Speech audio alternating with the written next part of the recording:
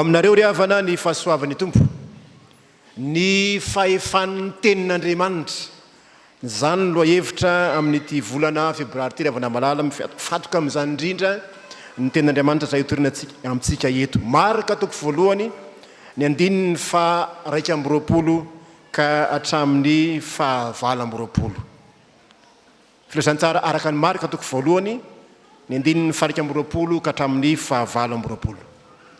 Rehefa avy natao batisa ry havana Jesoa, ny batisa zay fampidiran'Andriamanitra ray azy amin'ny fomba ofisialy ho amin'ny raharaha andrana azy eto amin'izao tontolo zao, dia nanomboka avy hatrany zany asan'izany Jesoa.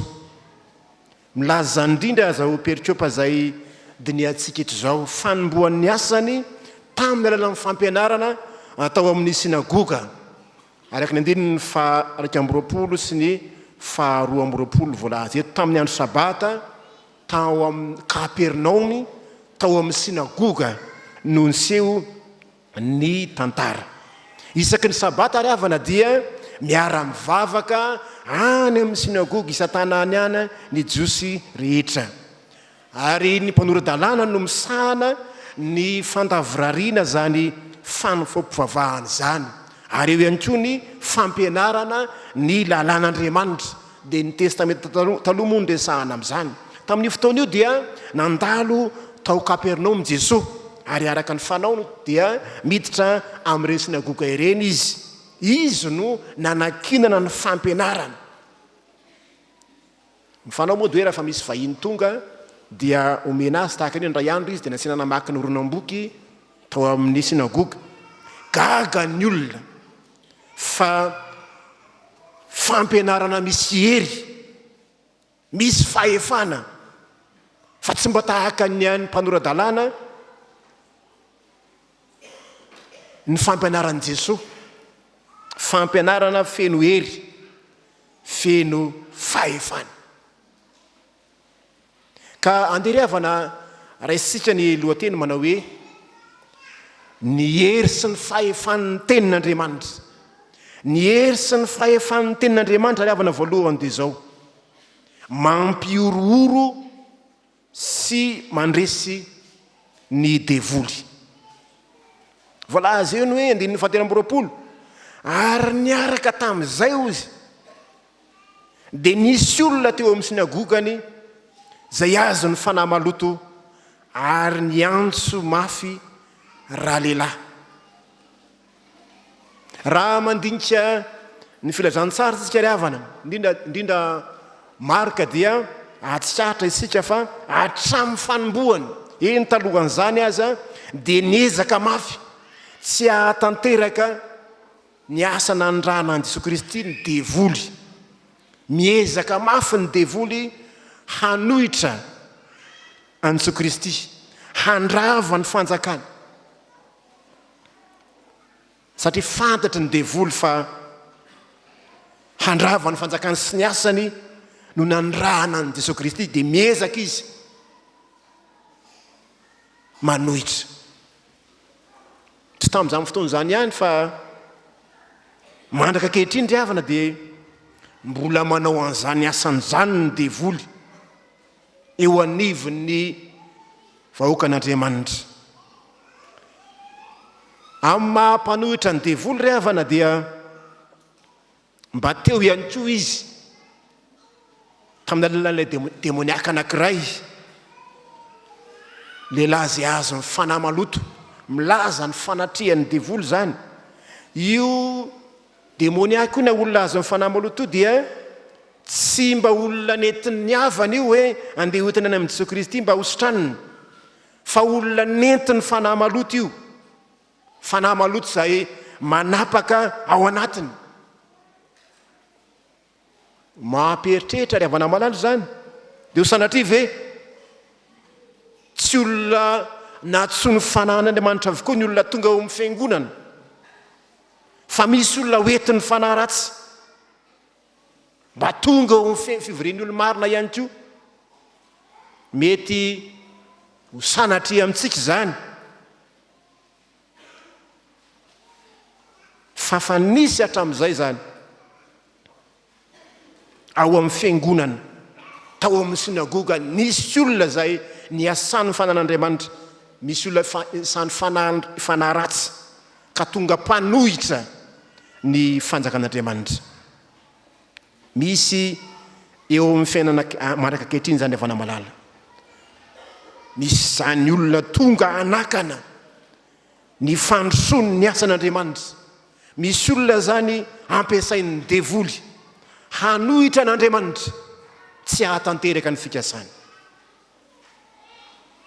Misy teny zay efa fandraitsika hoe rehefa mivory ny zanak'Andriamanitra dia tonga eo koa Satana. Antena marina moa dia hoe tamin'ny andro ray avy ireo zanak'Andriamanitra iseho anatrehan'i Jehovah dia mba tonga teo koa Satana tafahary taminy. Hoy ny Jehovah toko voalohany ny 1:5. Mba mailo ravana malala, mba mailo fa eo amin'ny fivorian'ny marina eo ihany koa Satana. Tonga ny devoly hanohitra satria fantany fa tsy maintsy ho rava izy, handrava ny fanjakany. Zay ny atongavany Jesoa Kristy, ka ataony zay fomba rehetra mba hahatonga ny Jesoa Kristy tsy aneo ny lazany. Nefa ry havana, na dia teo azy zany fikasany Satana zany dia hita tsara fa tena miorooro izy eo anoloan'ny tenin'i Jesoa Kristy, eo anoloan'ny fahefan'ny Jesoa Kristy. Miorooro Satana. Hoy ny 4:4 mba tiako raha avakitsika miaraka ry havana 4:4 aminaran'ny tompo manao hoe: mo faninona akory zay sy ianao ry Jesoa avy any Nazareta, avy andringana anay va ianao? Fantatro fa ilay Masin'Andriamanitra ianao. Miorooro Satana. Tao milaza zany teny zany hoe ataonao inona zay? Mifaninona akory moa zasy ianao?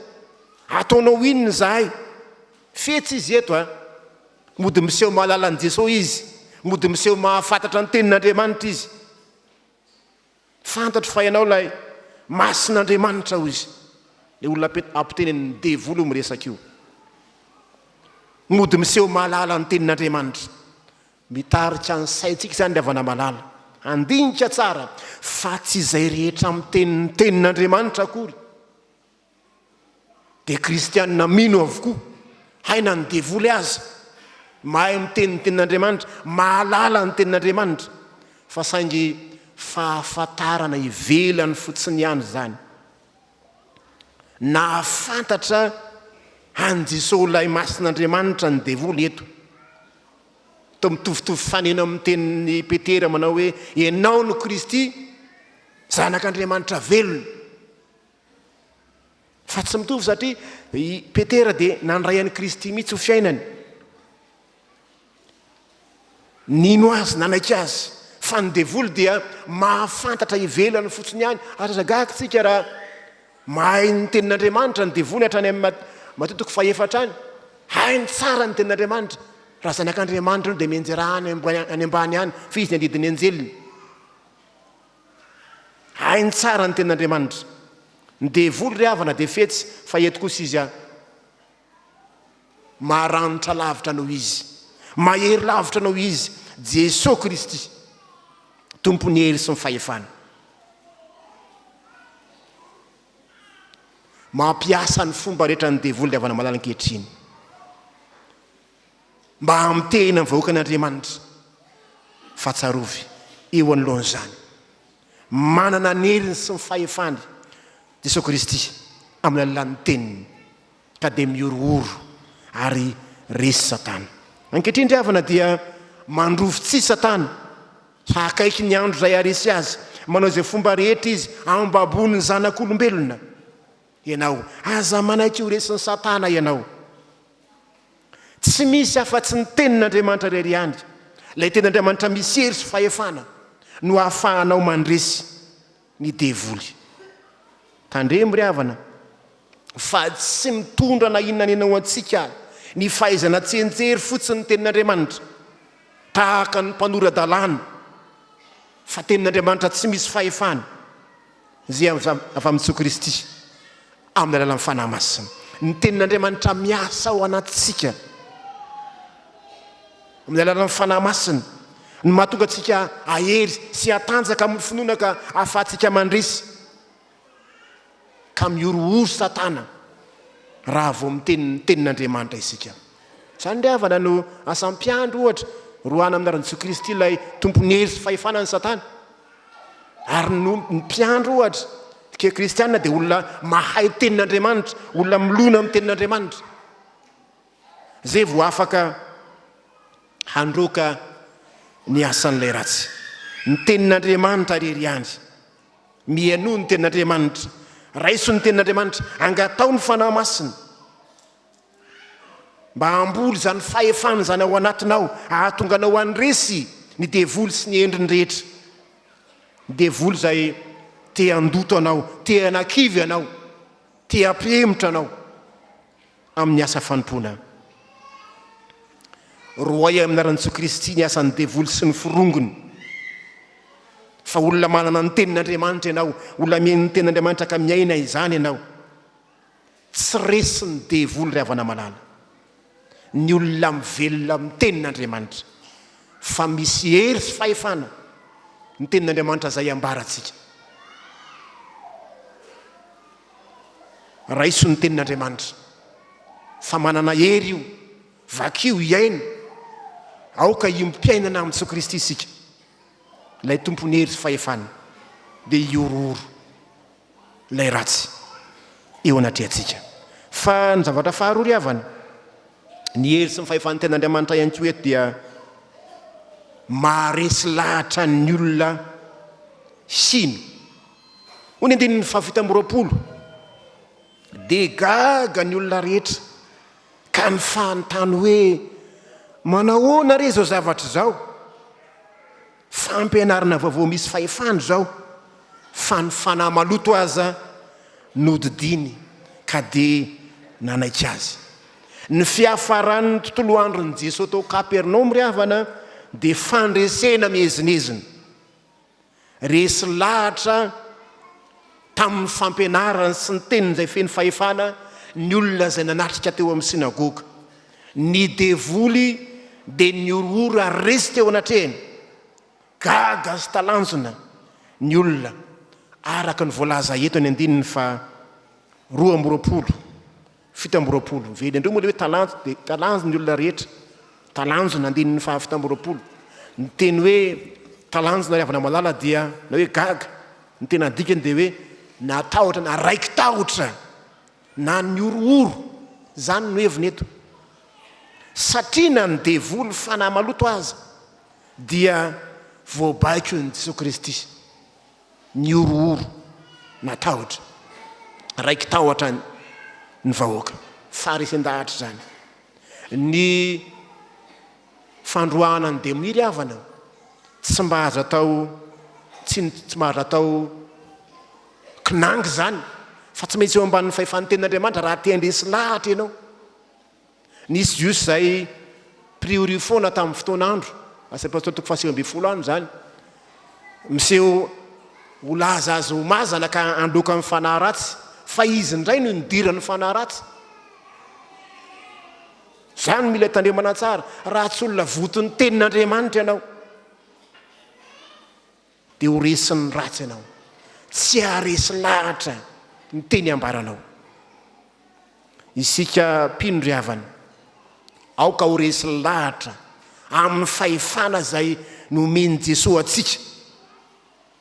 Jereo tsara fa io fahefan'i Jesoa Kristy io vetivety foana dia ny elo-patrany eran'ny Jodia nalaza tampoka teo Jesoa Kristy no zany heriny sy fahefana zany. Isika mpino ry havana, isika mpino dia efa nomena ny fanahy masina isika, fanahy mahery, afaka mandresy an'ny Satana sy ny endriny rehetra.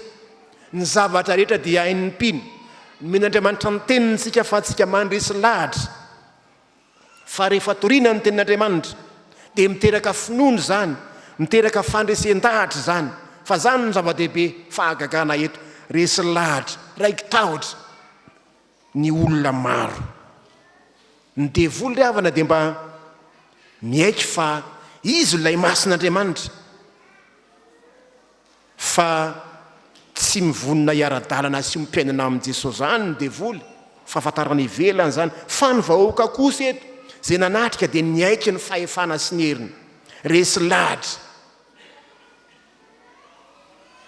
aza atao atsirambina ry havana malala ny tenin'Andriamanitra ianaro zany ankatoavy zany ino fitaovana entinao mandresy lahatra mitaona ny olona handray an'i Jesoa Kristy ho tompo sy mpamonjy ny fiainany io tenin'Andriamanitra io dia iainana fa tsy atao azy ho pahalalana fotsiny ihany tahaka ny amin'ny mpanora-dalàna tenin'Andriamanitra iainana fa tsy natao ahazona fahalalana fotsiny ihany efa nomena ny fahefantsika tsareo viravana mialohan'ny fanomezam-pahefana dia tsy maintsy misy foana ny fampianarana ny tenin'Andriamanitra ny mpiandro ohatra rehefa hotokanana mila mianatra aloha mianatra tenin'Andriamanitra ny mpitandrona ny mianatra tenin'Andriamanitra aloha tenin'Andriamanitra aloha lara-pahamehana dia rehefa voton'ny tenin'Andriamanitra ianao ka miaina amin'izany dia tonga manana hery sy fahefana anao mandresy lahatra mandresy ny ratsy rehetra fa zao mivolaza ny